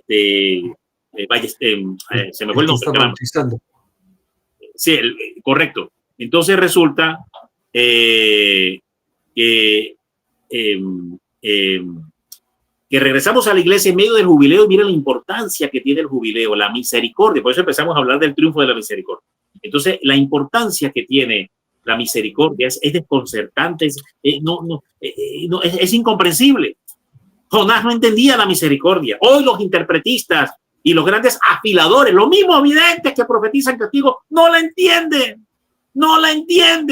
Y por eso hablan más del juicio y hablan más de los castigos, porque no son capaces de digerir lo que la misericordia es capaz de hacer para humillar al diablo, mi hermano, y humillar los secuaces de Satanás. No, solo ven como posible desde deductible lógica humana de que tiene que venir inexorablemente el castigo. Es que tiene que venir. Porque oye, pero siempre y cuando haya arrepentimiento. Sí, claro, pero ¿de qué forma crees tú que Dios puede conmover más un corazón? Sí, claro, eso me queda claro. O dándole látigo. No, me queda claro. Sí. Es que va a triunfar siempre, Alejandro. Por donde lo veas, va a terminar, le terminas dando siempre la razón a la misericordia. Se la terminas dando, o sea, es que no hay terminas vencido ante ella, Alejandro. Terminas vencido por la misericordia. Entonces resulta que regresamos, padre Roberto Arellano, el que nos recibió. Entonces regresamos a la iglesia. Y entonces yo entro a comerme, a digerirme toda la doctrina de la iglesia, todo, a digerírmelo tremendamente. Y entonces descubro la enormidad de pecados que había cometido Alejandro contra la Virgen, unos pecados terribles, blasfemias contra la Virgen, contra los sacramentos, sobre todo. Yo me empecé a sentir una pesadumbre tremenda. Esto fue como 2 años después de haber regresado. Y yo dije, me condené, porque blasfemé a la Virgen María, ella está toda llena del Espíritu Santo, y por tanto, si blasfemé contra el Espíritu Santo, para mí no hay perdón. Yo me he condenado. Y lloraba frente al Santísimo, y lloraba, me condené. Entonces tuve una visión tremenda. En esa visión, yo vi como la Virgen iba ante el trono de la gracia. Llevaba un pliego. Ese pliego era la oración de mi mamá, que durante 6 años oró, lloró a la Virgen para que yo fuera liberado de la secta con el Santo Rosario, hermano. Este mismo que usted puede ordenar, el Rosario de Jerusalén, aquí está. Oró con el Santo Rosario a la Santísima Virgen por 6 años, diciéndole estas palabras: Madre, tuyo es, un día te lo entregué, un día te lo consagré. Sale en defensa de lo que es tuyo y te pertenece. Le recordaba a la Virgen que yo había sido consagrado a ella de bebé y que le pertenecía a ella. Y entonces ese pliego de 6 años de oración se lo presenta la Virgen a Jesucristo y le dice: oh, hijo mío. La reverencia con la que la Virgen hablaba electrizó todo. Una cosa, es indescriptible. La cara de Jesús. Mira, hermanos, la cara de Cristo, nuestro Señor, cuando ve a la Virgen, es lo que provoca a la Virgen en el corazón de Cristo. Lo que la Virgen es capaz de desencadenar en el giro más perfecto de la divina voluntad, en el sagrado corazón de Cristo. Es una cosa indescriptible. Y ahí la Virgen le hablaba a Jesús y abogaba por mí. Y hablaba, era como un eco eterno cuando ella hablaba. Era como una palabra que se perdía en la eternidad. No sé cómo describirlo. Y entonces le hablaba y le decía: hijo mío, hoy vengo a pedirte la libertad de este hijo tuyo. Me mencionaba. Y Cristo, así, se recogía sintiendo tristeza. Decía: madre, pero bien sabes cuánto está ofendiendo a la iglesia y cuánto te está ofendiendo a ti. La Virgen reponía inmediatamente: abogada de los pecadores. Es verdad, hijo mío, pero has de recordar que su abuelo materno me amó y me honró a mí durante toda su vida. Y tu palabra dice que tú guardarás misericordia hasta la 1000 generación de aquellos que guardan tus leyes, pactos y mandamientos. Y era como un eco. Cuando ella hablaba, decía: hijo mío, hijo, has de recordar. Era como un eco, no sé cómo decir. Era una cosa tremenda. Y entonces Jesús la mira, se ilumina su rostro con la forma como la Virgen le habla. Y entonces Jesús cambia la voz y pone voz como de muchas aguas, como dice la Escritura, voz de muchas aguas, como si las cataratas del Niágara tuvieran voz, Alejandro. Y entonces Jesús dice: es verdad, madre mía, y mi palabra se tiene que cumplir. Tómalo, es tuyo. Tremendo, mi hermano. Y entonces la Virgen hace una venia, porque ella estaba en un estado de genuflexión profunda. ¿Sabes qué es el estado de genuflexión profunda? Que ella no está totalmente rostro en tierra, pero está totalmente arqueada, inclinada hacia el Señor, así como está Cecilia. Hazlo de nuevo, Cecilia, para que la gente lo vea. Así, exacto, así estaba, totalmente así. Entonces la Virgen hace de nuevo eso y se retira. Bueno, y entonces cuando yo salgo de la visión, ¿no? Yo, ¡wow! me quebró, me partió, Alejandro, y lloré, postrado, caí al piso y lloré, porque entendí lo que la misericordia, por la intercesión de la Virgen María, es capaz de hacer. La misericordia es desconcertante. Es algo que no cabe aquí, hermano. Mire, pondré el ejemplo de San Agustín, que intentaba entender el misterio de la Santísima Trinidad en una playa de Cartago, en África, ¿te acuerdas, verdad? Y ve a un joven, un niño, que está ahí tratando de meter el agua del mar. Dice, ¿qué estás haciendo? No, es que quiero meter toda esa agua que está aquí en este balde, en este pipote, en esto que tengo acá. Entonces le dice San Agustín, ¿cómo? Jamás vas a poder meter toda el agua. Exacto, tú tampoco en tu mente vas a poder entender todo el misterio de la Santísima Trinidad. Entonces yo le digo a la gente, quite Trinidad y ponga misericordia. Haga de cuenta que eso mismo, pero con misericordia. Es exactamente lo mismo. Entonces, ¿qué pasa? Hoy tenemos muchos profetas, muchos videntes, muchos interpretistas, muchos mensajes que quieren agarrar el océano, ¿verdad? De la justicia, del fuego, y meterlo ahí. Entonces no entienden de lo que es la misericordia, lo que la misericordia es capaz de hacer, queridos hermanos. Esto es tremendo. Bueno, palabra más, palabra menos, llegó otro momento, que fue cuando tuve la otra revelación tremenda. Pasan unas semanas, yo me recupero, le pido rápidamente a la Virgen que me dé una oportunidad de poderla resarcir. Le digo, madre, pasará una eternidad, 2 eternidades, 3 eternidades, y no habré terminado de devolver en amor lo que tú en amor me has dado. Cuando digo esa oración, porque ya podía orar sin quebrarme y sin recordar la anterior porque me partía. Entonces hago esta oración, inmediatamente fue como un aire con voz de mujer que se movió dentro de mí, Alejandro. Fue como una corriente de aire, una cosa tremenda, y con voz de mujer que me dijo, ciertamente un día afrentaste y ofendiste mi inmaculado corazón, pero ahora en santa reparación, y era ese mismo eco, pero ahora en santa reparación irás por el mundo predicándome y enseñándome a los hombres. Plácata, otra vez al suelo y a llorar, partido, quebrado. Después de eso tuve la última, tal vez visible, audible, esa sí fue audible, que estaba en la iglesia de Coromoto frente al sagrario, la Virgen de Coromoto, ahí donde fui bautizado, estaba frente al sagrario orando un día después de esa última, que acabo de contar, de esta última confirmación, donde la Virgen me pide ir al mundo en reparación. Entonces escucho una voz de mujer dulce, audible, ese sí fue audible, que me dijo, Pablo. Y yo volteo hacia atrás, Alejandro. No había nadie. Claro. Estaba solo, no había nadie. Y esa voz audible, recuerdo que me escuchó, Pablo. Entonces, esa fue, porque yo le pedí a la Virgen que me diera una señal si eso que yo había tenido realmente venía de ella. Y a las pocas semanas tuve esa audición, ese fue audible, donde la Virgen con mi propio nombre me llamaba. Y aquí estoy, hermano. Aquí estoy. Wow. Oye, a ver, ¿todas son en la iglesia de Coromoto tus visiones? Estas, la del sueño, ¿verdad? Donde veo a la mujer predicando, sí. Y esta de audible fueron en la iglesia de la Virgen de Coromoto. Habías ido a orar y estabas pero ahí él ya lo habían bautizado. Acuérdate que ahí lo bautizaron. Ahí fui bautizado, correcto.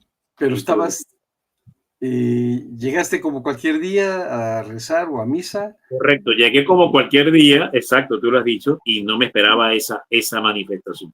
Ok. ¿Y luego las otras dos?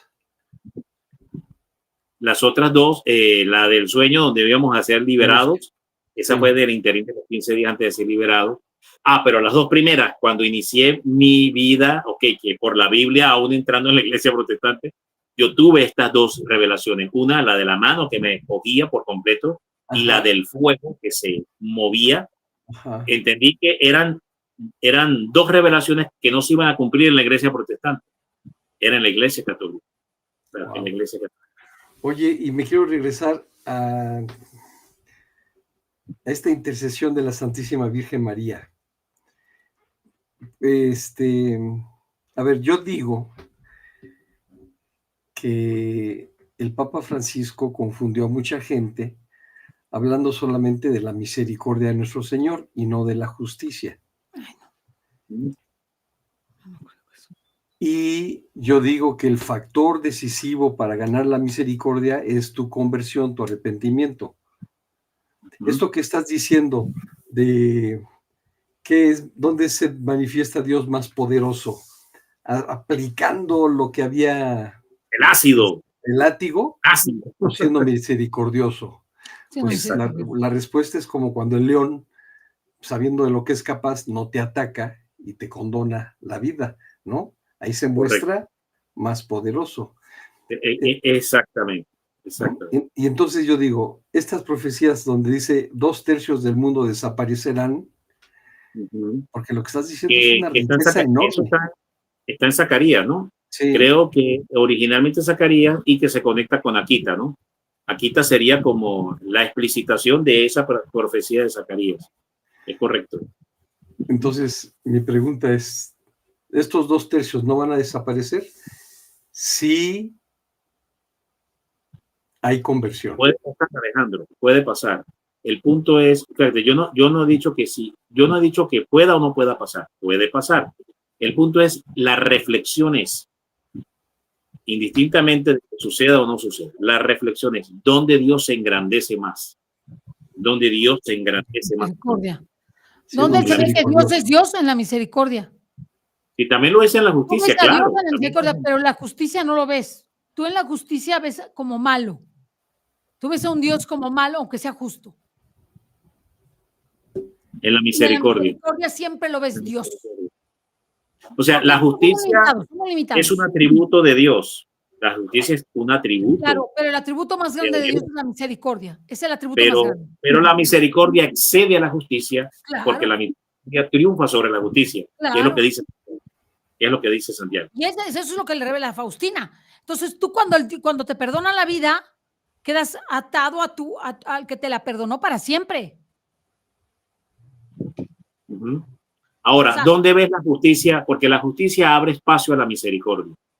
Porque la justicia trabaja para la misericordia. Porque la justicia se alinea con la misericordia. Es que la misericordia no se puede separar de la justicia.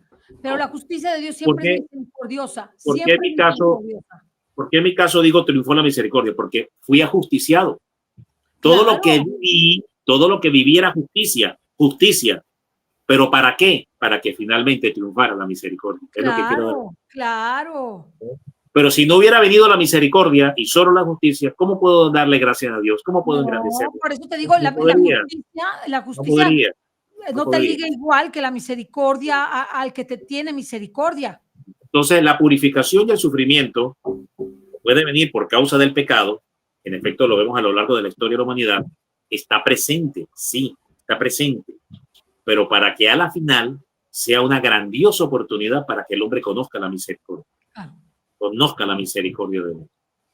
Es más, él dice, no habrá paz hasta que no conozcan mi misericordia. Lo dice Sor. El don de la misericordia, qué grande es que conquista la paz. No, hombre. Conquista la paz. Claro. Sí. Lo que pasa es que, claro, cuando estamos más estructurados en la justicia, nos cuesta entender esto. No, y además él dice en el diario, dice, yo soy capaz de darle todo lo que me pida al alma que confía en mi misericordia. ¡Wow! Así preciosísimo, preciosísimo. De darle lo que me pida. Así es. Pues que recuerda que la misericordia es perdón a quien no lo merece. Claro. Por la misericordia es el perdón a quien no lo merece. Claro. Porque estas expresiones son sofismas. Tenemos construcciones gramaticales escapistas. Hemos construido gramaticalmente expresiones para escaparnos y justificarnos en los argumentos y aún en una interpretación teológica, Alejandro. Entonces, no hay misericordia sin arrepentimiento. Por tanto, si no está arrepentido, ¡fuego sobre él porque no está arrepentido! ¡Fuego! ¡Acábalo! Porque no está arrepentido. Como no está arrepentido, extermínalo porque no está arrepentido. Bueno, ok. Sí, Alejandro, si lo vamos a ver de esta forma, ¿no? Y cuadriculamos a Dios en nuestra mente así, de esa manera, entonces, ¿qué pasa? Entonces, A ver. Es que el Papa no dijo nada equivocado. Los que no comprendimos fuimos nosotros porque no entendemos nada ni sabemos nada. De lo que la misericordia es capaz de hacer. Nada. De lo que la misericordia es capaz de hacer. Claro, claro. Entonces, a ver, claro, el pasaje de la mujer sorprendida en adulterio, ¿dónde están los que te condenan? No todos han tirado la piedra. Bueno, vete, yo tampoco te condeno, pero no peques más. Y claro, no peques más, no peques más. Pero, ¿qué es lo que la lleva al escenario de no pecar más? El pecado, su misericordia de Jesús. Correcto. Claro. O sea, no es la palabra en sí. O sea, oye, están los fariseos doctores de la ley que la quieren apedrar porque ellos no tienen misericordia. Y está Cristo que decide, hace una incursión audaz, inesperada, desconcertante, dándole misericordia a quien de acuerdo a la ley no la merece. No la merecía de acuerdo a la ley. Había sido sorprendida y de acuerdo a la ley tenía que morir apedrada. Y no la merecía. Entonces Jesús dice, ¿dónde están los que te condenan? Ella se queda callada, mira, pues ya no están. Entonces el Señor dice, yo tampoco te condeno. Vete y no peques más. ¿Qué es lo que hace que la mujer no peque más para que se arrepienta? ¿Qué es lo que hace que cambie el corazón de la mujer para que se convierta y no peques más? El haber recibido primero misericordia. El haber recibido primero misericordia. Si Cristo no le da primero misericordia, la mujer no va a dejar de pecar más. ¿De qué es lo que provoca el cambio en la mujer para que no peque más? Recibir primero la desconcertante, inesperada, misteriosa, sorprendente, audaz, increíble misericordia de Dios a quien no la merece. Bellísimo. Es más, hay algo aquí. Aquí hay un comentario que, a ver, que quiero que lo abundes. El padre Cancelado dice, ¿hay vida? Perdónenme ustedes, me voy a ir por razones de poder hacer otras cosas. Pablo, te voy a ver la siguiente. Claro. La siguiente. O me faltan mucho. Si quieres, invitas a Alejandro el próximo lunes. Podemos concluirlo el próximo lunes. Alejandro, estás invitado. Ok. Bueno, sí, vamos a hablar el tema de la misericordia. Yo creo que es muy importante. Hablemos de la justicia y la misericordia, sí, claro. Porque además nos dejas un reto enorme a quienes como yo hemos entendido mal. Y lo digo yo en mi relación con mis hermanos, con mi prójimo, de que yo digo, tengo una oveja negra en el camino, en mi vida, que hace una semana dije ya, adiós, se acabó, no voy a insistir más. El hombre, fíjate que la misericordia no anula el libre albedrío, no lo anula. Esta mujer de Magdala, que recibe la misericordia de Cristo, dice, vete y no peques más. Ella ahí tiene dos caminos, Alejandro. Está recibiendo la misericordia absolvente de Cristo y tiene dos decisiones, ¿verdad? Claro. O convertirse y no pecar más, o seguir pecando. Entonces, claro, la misericordia no anula el libre albedrío. Pero la propuesta primigenia de la misericordia es la que abre el arrepentimiento. Claro. Es la que abre la posibilidad del arrepentimiento. Ya después la persona elige si quiere apostar al arrepentimiento porque recibe la misericordia o la rechaza porque decide seguir pecando. Lo que hiciste tú, justamente. Es por eso que hablo de mi propia experiencia. Sí. Yo no leí libros de teología. Hermano, yo lo viví. Yo lo viví. Además, bellísimo, bellísimo. Bueno, ¿qué hacemos? Por eso quedamos. Ya, ustedes se queden para. No, solamente quería agregar algo hermoso sobre el pasaje de la mujer de Magdala, porque muchos se preguntan, pero ¿qué estaba haciendo Cristo? Porque Cristo estaba escribiendo con su dedo en la tierra. En otro pasaje, Mateo 12, dice que los fariseos doctores de la ley increpan a Cristo y dice, porque todo lo que hace lo hace con el poder de Belcebú. Y Jesús los reprende, los rechaza diciéndole, no, yo expulso los demonios por el dedo de Dios. ¿Recuerdas que Jesús lo dice? Yo expulso los demonios por el poder del dedo de Dios. Entonces la pregunta es, ¿Cristo es Dios? Sí. Entonces, si Cristo es Dios y el dedo de Cristo es el dedo de Dios y él estaba hundiendo su dedo sobre la arena y dijo por allá que el dedo lo usa es para expulsar demonios, la pregunta es, ¿qué es lo que Jesús estaba haciendo, marcando, escribiendo sobre la arena? Estaba escribiendo el nombre de cada uno de los demonios que acompañaban a los doctores y fariseos de la ley, que venían. Escribía sus pecados. Sí, y los demonios, que eran los padres originales, eran los demonios que originaban esos pecados, Cecilia. Porque recuerda que un exorcista necesita tener el nombre del demonio para tener autoridad sobre él y expulsarlo. Entonces Cristo escribía el nombre de cada demonio que representa un pecado, por supuesto, el nombre de cada demonio que estaba metido en los fariseos y doctores de la ley. Lo estaba escribiendo. ¿Y por qué lo escribía sobre la tierra? ¿Por qué el exorcismo lo hacía sobre la tierra? Porque hay una San Francisca de Roma, la gran santa de la iglesia, tuvo la visión del conciliábulo. Y ella ve la visión del conciliábulo, cómo en el infierno se urden todos los planes que después son direccionados a los demonios de los aires, que es lo que Pablo ve en la armadura de Dios, que no tenemos guerra contra sangre ni carne, sino contra demonios que se mueven en las regiones celestes, en los aires. Entonces da las instrucciones a los demonios de los aires y los demonios de los aires giran las instrucciones, son los que preconfiguran la atmósfera para que los demonios de la tierra ejecuten las órdenes que han venido directamente desde el infierno. Esa es la triangulación de la estrategia de Dios.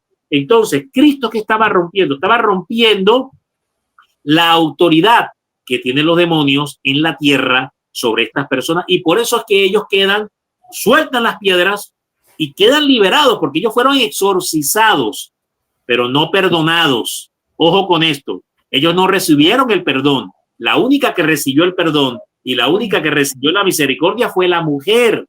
Ellos fueron exorcizados, mas no absueltos de sus pecados ni perdonados, fueron liberados. Y por eso es que cuando Cristo escribe y dice abra, ellos son liberados, sueltan las piedras y quedan así, como cuando ha salido la invasión demoníaca, ha salido de ellos, y ellos quedan, wow, ¿y esto qué es? Y se van atónitos sin saber qué responder. Y la mujer sí recibe la misericordia. Solo quería dar este detalle interesantísimo sobre esto. Gracias, Pablo. Pues dejémoslo ahí y para que ese sí se pueda ir, pero cerremos, si me permites, con una oración que vengo promoviendo para la salvación de las almas. Ceci. Ay, Pablo, muchas gracias. Darte las gracias. Estuvo buenísimo, buenísimo. Póngale like, póngalo a los demás. Buenísimo. Ayuda muchísimo el testimonio de Pablo a entender cómo obra Dios y cómo debemos corresponderle con una entrega absoluta. Así que hermosísimo tu testimonio, Pablo. Lo he oído varias veces, pero me ha encantado, fue precioso. Te felicito, me ha encantado. Buenísimo, buenísimo. A mí me dejaste perplejo con la Virgen así. No.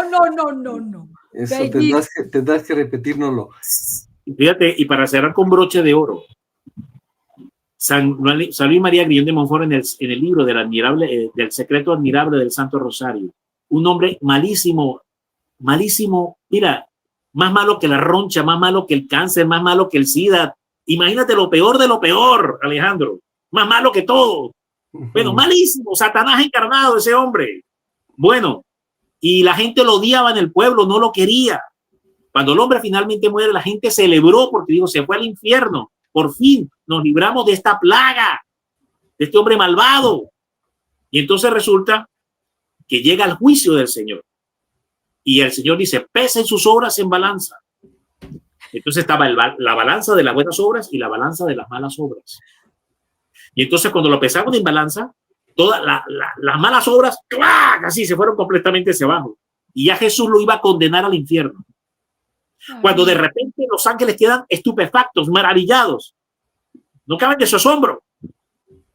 La balanza de las buenas obras empezó a ser así. ¡Clac!, se inclinó completamente hacia el otro lado. Y vieron a la Virgen María, la Santísima Madre, a la que tú amas, Alejandro, porque tú eres mariano y amas a la Virgen.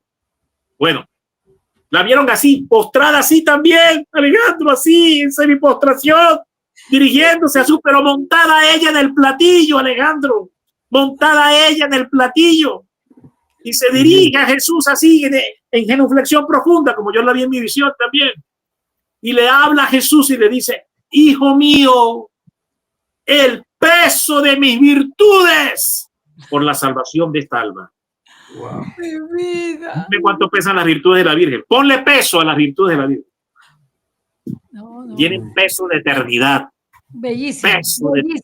Qué regalo tenemos a la Virgen como abogada de todo. Así abogó la madre. ¿Y por qué la madre hizo eso? Porque este hombre, con todo lo rebandido, remalandro, redesgraciado, todo lo que tú quieras que era, hijo del diablo, hereje, profano, todo lo que tú me quieras decir, que este hombre era, en efecto lo era, había algo en él, que cada noche después de hacer todas sus fechorías, había una imagen de la Virgen, ¿no? Y él se acercaba y le daba un beso a la imagen, besaba la imagen, Alejandro, cada noche, con todo lo desgraciado y diabólico que era, besaba la imagen. Y eso le bastó a la Virgen para poder presentarse y abogar por esa alma y salvarla. ¿Por qué? Porque Pedro dice algo que tiene que ver con un misterio tremendo de la misericordia. Dice: el amor borra multitud de pecados. Sí, lo que dice, un solo acto de amor puede borrar multitud de pecados. Por eso dice, mucho se le perdona, porque mucho amor, por eso mucho se le perdona. Amén. A la Así Magdalena. Es. Me voy. Sí. Adiós. Que Dios te bendiga. Pablo, buenísimo. Qué testimoniazo. Buenísimo. Feliz. Buenísimo, Alex. Muchas gracias. Gracias, Pablo, por haber estado con nosotros. Y ya te arreglas con Alex para la continuación, porque tenemos que hacerle muchas preguntas. El lunes, te invito, Alejandro. El lunes, sí, el lunes. El nombre que puede llevar el problema es misericordia o juicio. Ven. Está bien, así lo ponemos, misericordia, juicio. Bueno, Pablo, tenemos una oración, te invito a que la hagamos. Adelante. Si me hacen favor de ponerla, es una oración que le da Jesús a Santa Gertrudis, Gertrudis la Grande. Padre eterno, te ofrezco la preciosísima sangre de tu divino Hijo Jesús, en unión con las misas celebradas hoy en todo el mundo, por todas las benditas almas del purgatorio, por los pecadores de todo el mundo, por los pecadores de la Iglesia Universal, por los pecadores de mi hogar y los de mi familia. Amén. Que Dios les bendiga. Compartan, por favor, este link y traten de rezar esta oración cuantas veces puedan. Pablo, muchísimas gracias. Familia del Mundo Católico. Gracias a ti. Buenas noches. Dios les bendiga, hermanito. Recuerden el rosario, pueden adquirirlo, cómprenlo, nos ayudan. Dios les bendiga.